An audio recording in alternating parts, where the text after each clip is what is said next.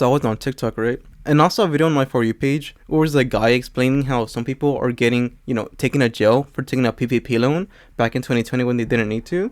And I was just like, this can't be real, right? And so, I look it up.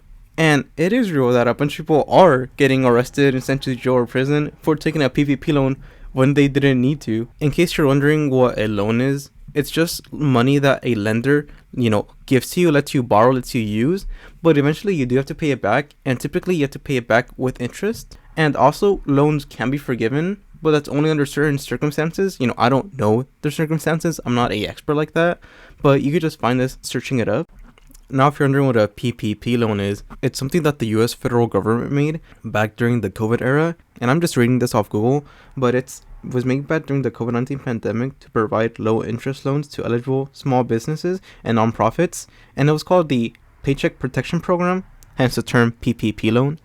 So pretty much it was just for small businesses to be able to pay their bills, utilities, their employees and whatnot, just, to be able to help their business during this time. And now with that short explanation, if you're wondering why people are getting arrested for this, it's for one of two things from what I could see. They either A, didn't use this loan for business, related things, or B, they didn't have a small business and just completely committed fraud to get this loan. Actually, no, wait, my bad. It's actually one of three things. Either those two things, or they just thought it was free money, so they just didn't pay it back.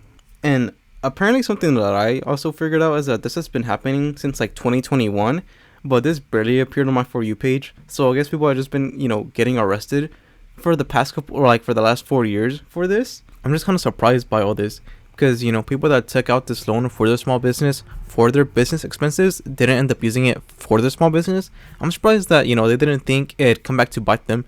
Same thing with people that just committed fraud entirely, that they said they had a small business that completely was just non-existent. They just got the money just because they wanted money, more money, and are just also surprised that, oh, what I did was fraud and now I'm facing consequences. It's like that Chase Bank glitch that happened like a year or two ago when people would make fraud accounts or commit fraud with the bank so they could get more money. It's the same thing as that pretty much. And it's even crazier because some people were using other people's information, that they knew to get even more money from this loan.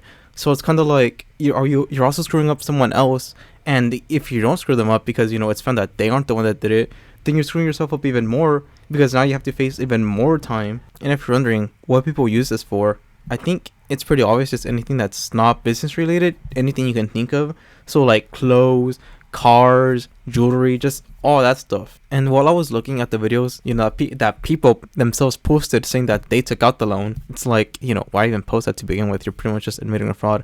But I was looking at some videos, right? And one of them was I think she's a stripper or something, right? She said she didn't take out a loan, but she said that during that time that everybody had that money, people would go to the clubs and just use that loan money at the club. And it's kind of like, you really used this money for that. Like, not only did you commit fraud or just didn't use it the way it's supposed to be, it's pretty much fraud at that point, but you didn't use it for its intended purpose. You went to the club just to throw money away. It's like money that you supposedly needed. It's like, I think it's so stupid.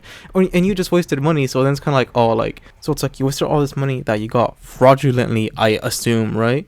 And now you're like wondering, why am I broke again? Because you wasted it on stupid shit like this, right? And maybe that's why people were using other people's information to get multiple loans out, because they kept wasting their money on dumb shit. And so they were like, I need more money. And now these people have the surprised Pikachu face on them, being like, what? Like, I get in trouble now? It doesn't make any sense. And for people that didn't pay it back, I don't know why you would think that a loan is free money when I'm pretty sure would have to tell you that you have to pay it back with interest after a certain amount of time. And it's also like, money isn't free unless you have like some sugar mommy, sugar daddy that's willing to give you money but ain't want nothing back. Then I guess it is. But yeah, that's like more or less it. For those people that keep posting their TikToks, I'd say don't do it, but not keep doing it so that you could face the consequences. And so it's kind of funny to see that you committed fraud and are surprised that you're getting in trouble for it. What makes it even worse, in my opinion, is that I'm sure there are actual people that needed this money for their actual legitimate businesses. They weren't able to get any money when it ran out because it was already taken up by so many people that didn't even need it. But those watching this, don't commit fraud. It is most likely not worth it unless, you don't get caught. But yeah, short video. But I just wanted to talk about it for a bit. See y'all.